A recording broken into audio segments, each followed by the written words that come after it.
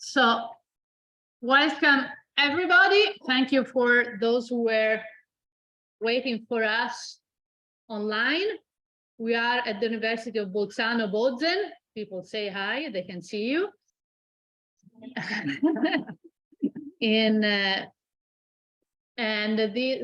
Here we have people studying constitutional law.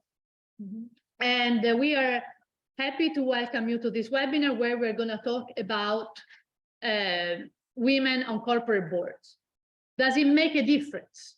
Is it necessary to have women in corporate boards? So from an economic point of view, actually have to be said that when you have women on board, there is studies showing that if you have 2 or more women on a board, then the company fares better. So there is hard evidence that having a different point of view, specifically women in this case, brings more revenues. All right.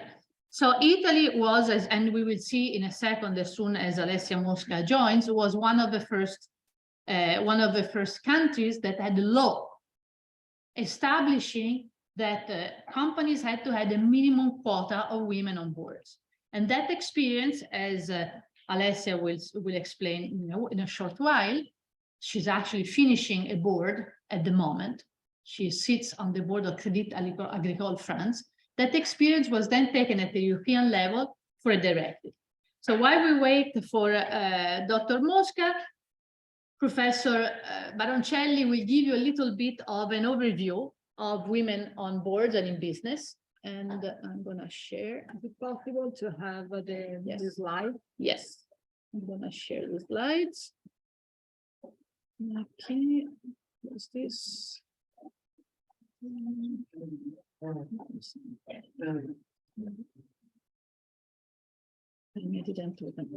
iniziamo, stai contando che faccio. No, sono tutte le slide. Se no, sorry, a little bit of technological glitch here. se no, c'ho una chiavetta.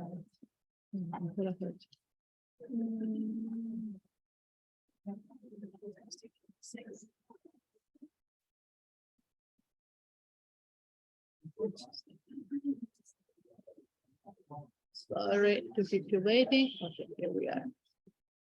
Okay. Here we are. Let's share them here.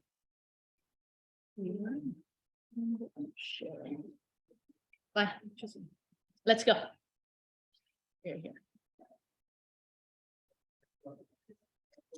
Okay, so some numbers, because I thought that for students of economics would be interesting for you. So here there is a research by the European Union, research made to all the states of the European Union. As you can see, France and Italy fare pretty at the one side, while Cyprus and Hungary are at the other side of the screen. So this is the share of women and men on the boards of the EU's largest listed companies, October 2021. And here, as you can see, there are women, 39% in Italy, and France is arrives to 45%. So, and the percentage, so the average EU is 27%.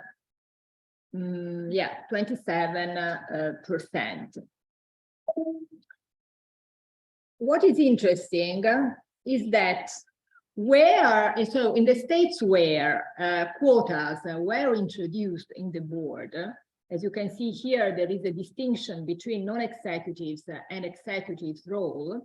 In fact, the number of women, so the share of women, has grown a lot.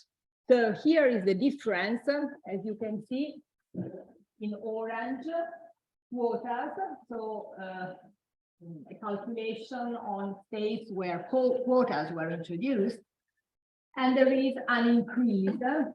In blue, no quotas were introduced.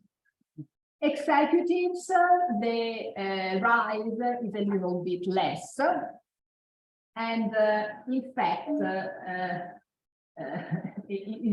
but there is an increase, but in reality, the big thing is on non-executive. Yeah. Okay. So in Italy, so there was this experiment. We were among the first to introduce a law, which is the law Golfo-Mosca, introduced in 2011. It is the law number 120, with the purpose to encourage gender balance in the management and control bodies of listed and publicly controlled companies. So this means that it applies only to certain firms, not to all the firms. For instance, not to family firms or small firms, for instance. So the aim of the adoption of this law was that of removing obstacles by effectively limiting the freedom and equality of citizens and prevent the realization of the equality set forth in Article 3 of the Constitution. So, in fact, this law aimed to apply Article 3 of the Constitution. So that's why we are going to analyze that. So it is an example of implementation of the articles of the Constitution. The Constitutional Court was asked in Italy if this approach of quote rosa, so rose quota, pink quotas, pink quotes, was constitutional or not on the basis of Article 3.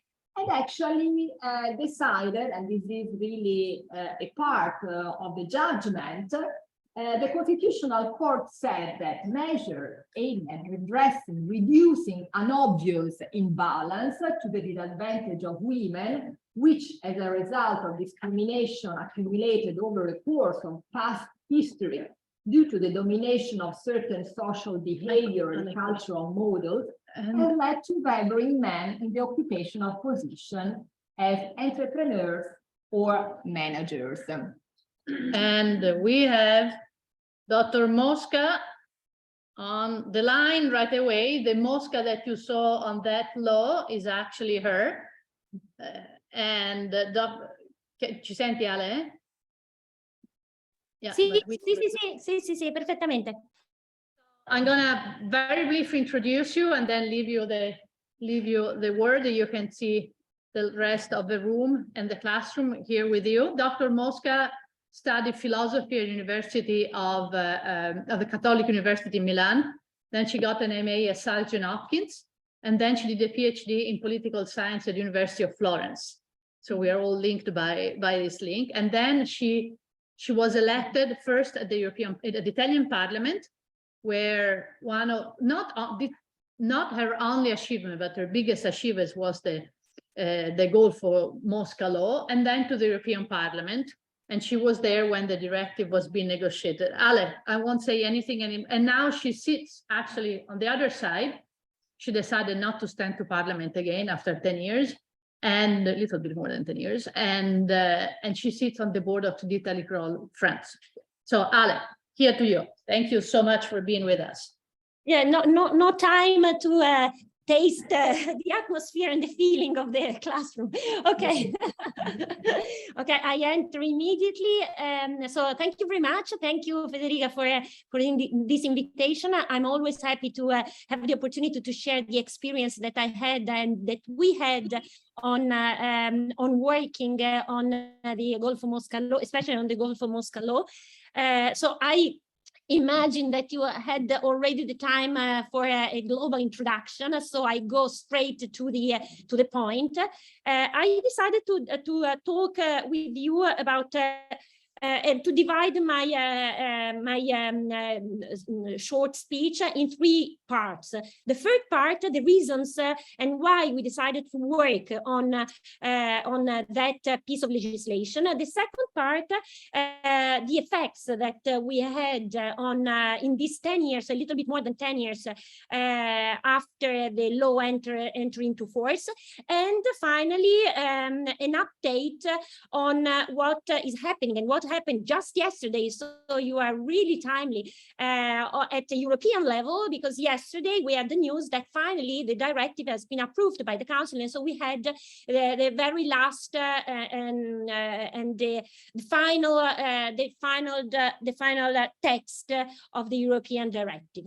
First of all, the reasons why we decided to work on that specific point, since, as you know, there are many different aspects and very different perspectives from which you can start working on gender balance.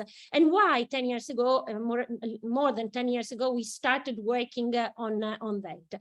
Because that specific point of our economy and society was one of the worst in terms of international ranking and in terms of participation of women. The board of directors, especially in the listed companies, but in general in all the companies in Italy, was really very low. The participation of women was under 4% before the beginning of the discussion that we started. And moreover, we didn't experience in the previous 10 years any increase in that specific field. And many different actions had been tested without any result. And so we decided that it was the time to work on that, because this is not a large part of our economy, because in Italy, especially the listed company, are a small portion of our overall economy. So it's not a mainstream intervention, but we thought that this could be very powerful in terms of symbol, in terms of power, because we all remember the fact that the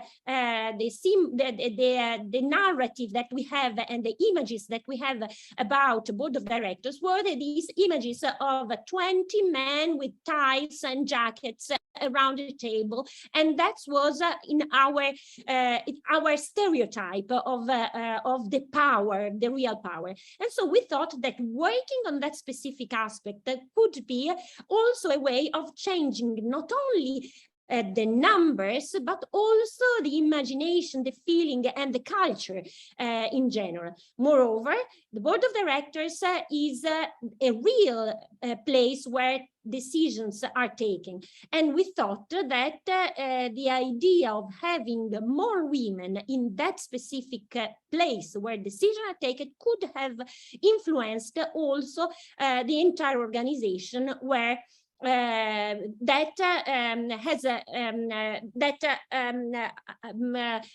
is impacted by the decision taken by the board of directors. What happened?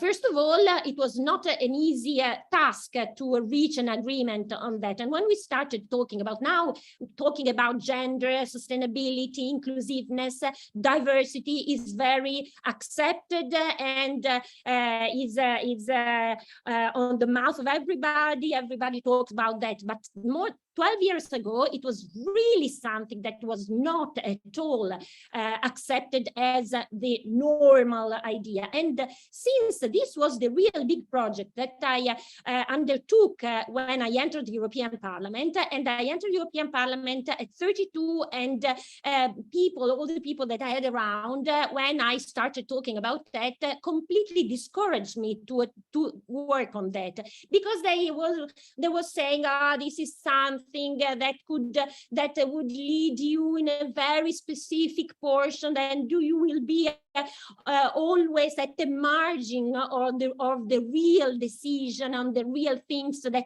really matter. On the contrary, after 10 years, we succeeded in having one of the point of straight at international level, because Italy became, on this specific point, a case study at international level. Not only because we started being one of the last in the world for the presence of women in the board of directors, and in 10 years now we are in the first top performer globally, and not only because of this fact that now we are at the very top of the international ranking, but also because we did that in such a short period. Only in 10 years we really created revolution in a place that in the 20 or 30 years before was completely stuck on the same routinary decision and selection of the members of board of directors. So so it was not so easy to find, as I was saying, it was not easy to find a consensus around these proposals, but at the end we really succeeded in create, first of all, an agreement between two different parts of the parliament, and I am talking about a period of our political history where only talking between the two major parties. I was a representative of the Democratic Party, and my colleague Golfo was a representative of Forza Italia. At that time was really something considered very wide to have someone talking from the two different parts of the hemicycle, and then we create also a consensus outside the institutions, and we had a lot of support from outside. And when I describe this, so I always say that this is the result of a real collaborative approach, because we needed the help and the support of many different actors inside and outside the institutions to reach such an agreement and to overcome all the obstacles that we had to face in the process. The process was, as I told, it was not easy. I don't have time now to enter into the detail, but I have a lot of anecdotes which are very nice, very funny somehow, and if we have another opportunity, I will, and a longer time to spend together, I will enter into the detail. But it's what is important is to see what happened afterward and what is happening now at the European level, and which are the consequences of having this this new directive at European level. In the 10 years, in the following 10 years, this law has been, I guess I would say, one of the most monitored law that has been introduced. One important piece, and just to give you the general details, what the law states. The provision of the law are the following. First, we had to reach 30% of women, of the underrepresented gender in the board of directors in two different steps. First 20% and second 30% for the listed companies and state-owned companies. With a very strong framework of sanctions. First of all, a monetary sanction, and second, the decision from the supervisors that the board of directors had to be renewed in case of not fulfillment of these provisions. I have to say that we didn't experience any case where the sanction had to be started, because we didn't have any experience of a company that didn't fulfill from the beginning the provisions of the law. Second, So what happened? And second important point, this is one of the few laws with a term of with an expiration term after 3 mandates that has been postponed, but I will tell you why for other 3, but then it's a real positive action. So it has been very, very strictly and carefully monitored in the following years, and this has been something very positive for creating more and more argument in favor of this law. And I have to say that after 10 years, even many people that I've met at the beginning of the discussion, that were against the introduction of this system of quotas, told me very frankly that they completely changed their mind, because they realized that without this very strong push from the institutions and from the law, this change would have been occurred in such a short period of time. And this is the reason why we had to postpone the term of expiration of the law, is due to the fact that monitoring the path of the law, we realized that with this law we went much faster in reaching very good result vis-a-vis all the other indicators of economy and society, which were much slower in changing and in reaching the best performer around the world. And our fear were that all the successes that we reached in this field could have been lost and wasted without having this constraint.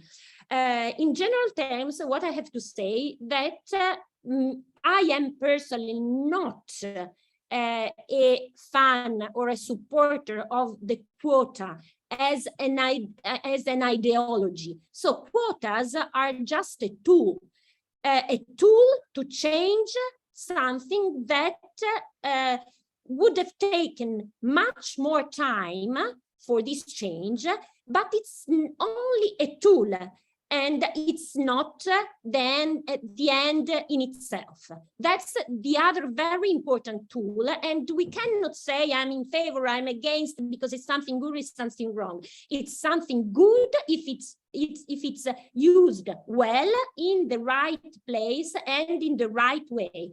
If it's not used in these ways, this can create also distortion. So we have to be very clear on that quotas are one tool, so to say, a neutral tool.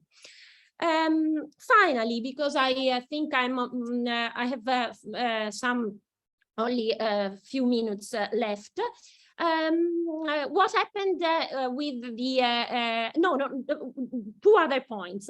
I've told you that in quantitative terms, what happened for the law has been that we really reached and overpassed the limit foreseen by the law. So the companies decided to add and to substitute and to introduce more women than foreseen in the law, even before the deadline foreseen by the law. So that was a good point. And when we raised the level 2 years ago, we rose the level, the percentage of women that needed to be introduced in board of directors. So from 30%, we reached 40%. We just did that mirroring what was already happening in the board of directors, because that was already something that companies reached by themselves.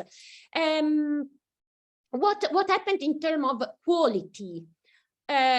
And this is another very strong argument against the ones who advanced many fears and many arguments against the law. We proved that with this law we also boosted the quality of the board of directors and in general the functioning of the governance. Why? First of all, because the quality of the persons that has been selected for board of director brought higher exposure to international experience, higher level of education, lower age on average, and in general this quality assessment has been experienced also on the male part of the board of directors. Why? Because in the process of the selection of new members, it was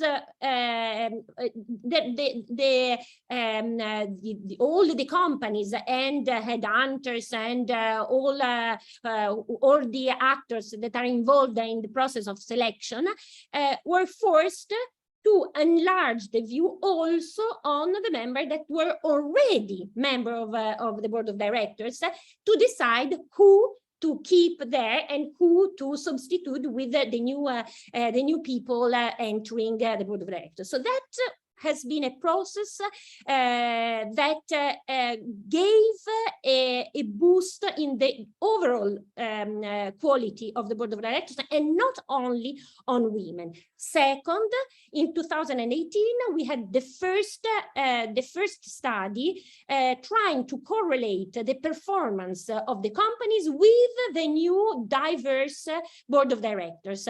And the findings were that we really experienced a positive correlation with a new functioning. Why? Because in general, a board of directors that is more diverse works better, has different perspective, and this is something that is really very important, especially now where we are facing new challenges, and different perspectives are really very useful in finding new solutions. So what which are the elements? So everything is good? No, it's not everything is not perfect. One of the biggest regrets that we have is related to the fact that we didn't have this impact that we expected on the entire organization as a consequence of having a more diverse board of directors, meaning that if we look at what is happening outside the companies that are affected by the law, so the not listed companies, the small and medium-sized enterprises, we don't experience the same change in the board of directors. And if we go to the management, we are not experiencing a change, the same change, or a change at the same speed than what we experienced in the board of directors. Finally, on the European directive. The European directive, as I told you, has been adopted finally after 10 years of discussion yesterday. The final text has been approved by the Council, as I told you before, and what states this new directive. The new directive is more or less in line with what we have done in Italy. So in the directive, there's the target of 40% of women in the board of directors by 2026, or 33% of 40% by 2026 for the not executive directors, or 33% for the entire board of directors, meaning that you can include also the executive directors. So there's somehow for Italy, nothing really changed because we already attained the same level, and by 2026, perhaps we can be even at a higher percentage in the board of directors if the trend continue in the same way that we experienced in the last 10 years. On the contrary, this could be a way for us for a new point, a new challenge that we could start to develop in terms of new policies and to make a step forward, in the sense that this could be the right time to think of other measures that could be introduced in order to have this impact on the managing, also on the managing structure and the managing organization. In France, for example, which is more or less at the same level of us in the percentage of women in board of directors, and it's a little bit ahead of us, always a little bit ahead. For example, the Golfo-Mosca Law arrived some few months later, the Copé-Zimmermann law, which is the French version of the Golfo-Mosca law. In France, 1.5 years ago, they approved la law Rixan, which introduced, first of all, enlarge the target of the companies that can be affected to the same law, meaning that not only the listed company, but also medium and medium-sized enterprises need to be to fulfill the same requirements than the listed board, the listed companies. And it introduced also some initiatives on the first line of management with graduality, in different steps, but somehow start to work also on the entire organization. So what the directive is doing for Italy, and can be another push to work on that point, is exactly to work on the management. And I think that the very first point on which we could and we should work is to enlarge the target of the companies, because since culturally the fact that board of directors with more women are functioning with all the data that I tried to describe to you very well, this could be the right time to make a push and to enlarge this target at least to the big not listed company. I would stop here. I think that I respected my the time that I had. I hope that was clear and in line with what you discussed before. Yes, and thank you very much. And now we have 8 minutes for Q&A, for questions, which can come here. Raise your hand and speak very loud, or from those who are following online, there is a chat, the Q&A, put your questions in the Q&A. Who wants to start?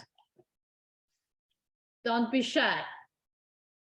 This is your only chance to talk to someone who actually wrote a law and make it work, which seems easy, but it wasn't. Okay, while the students are thinking about their questions, if the public is thinking about the question, I will ask you the first one. Which were the people of the forces that supported you the best, and those that actually tried to stop you? As I told you before, many people. So it's difficult to list all the people that supported us because we unexpectedly found support from people, from very diverse people, from CEO, men, women, and people within the parliament. And I just mentioned one anecdote which is quite interesting. Some of our colleagues decided to support us and to vote in favor, even if they frankly admitted that they were against such the quotas and initiatives like this one, just before they had daughters. So that's an interesting point, but at least that helped us also. The ones that were against, someone was in good faith and somewhere else in bad faith. The ones that were in good faith used, and it's very difficult to divide into very defined groups, because someone used very strong arguments, but the reality was that they didn't want to change anything and to leave things like they were, because being member of the board of directors is also managing power, and so as nobody wants to leave the power. So but there were some arguments that had at least a rational. For example, the fact that they said it's true, and it was true, that there were not a big group of people, of women, that had the possibility to experience and to test their ability to being member of board of directors, since then it was not easy for women to enter, and so we just reply the fact that if we don't start somewhere, we would never have the possibility to have someone with enough experience on the field to do that. And so but this law was so much supported that a lot of initiatives have been generated after the approval. A lot of initiative of training, of helping women to be to have all the skills. To be very honest, we had a lot of women with all the experience, with all the skills that are needed to be member of a board of directors. But for sure, it was not easy to find someone that had already been member of a board of directors. And so that was one point that at the beginning was important to create. But after very few years, we create a new group, and now we are still creating a pipeline of women that are ready to be part of these places of responsibility. But this is always the same history. When if you want some young people with a creative idea and innovative idea, but you also want someone with experience, we can have the two, and you have to bet on someone and find and create the experience, and to give the possibility and the opportunity to someone to do this experience and to be ready to for this role. Thank you very much, Alessia. Stefania Baroncelli, hi. Yes, no, here I am here with my students of economics and management. So I think that they are very interested in this sort of issues. So you were saying that the diversity within the board of directors also had an impact on the performance of the firms. So is it, are there some studies on that? What kind of studies? And you also said that there was an improvement in some indexes, other indexes. So what kind of indexes, about what? There are two indexes that has been considered in the past 10 years. The first one is the index of the quality of governance. And in this index, we really grew enormously. First of all, in terms of transparency of selection, transparency of the functioning, transparency of the role of the board of directors on one side. And on the other side, we had better performance also in the evaluation, the auto-evaluation, and the evaluation in general of the functioning of the board, interaction between the members, the training of the board. So there has been really a focus. We shed a light on the way and the role in general of the board of directors, and that was very, very important for the Italian system, for the Italian economic system, because the board of directors can have a very, very critical role if they play the role in a proper way. On the other, and that was absolutely shared by all the indexes that national and international indexes that we are considering. As far as the performance of the company, we, as I told you before, a first study from by the CONSOB has been published in 2018, and this was the very first, because it's a little bit more difficult to study the functioning, because there are many different indicators, and it is not possible to evaluate immediately the impact of a new board of directors on the performance. You need at least some years to understand if it is working well, and if there's a positive or negative correlation, or if it's neutral. But in this case, this study of CONSOB, it was a very solid study, and we started to have this positive correlation also on the performance of the company. Thank you very much. Ale, thank you so much. Thank you so much for the time and for being with us. Thanks to you. Bye. I think it's very good topic for a thesis, for a degree thesis. I was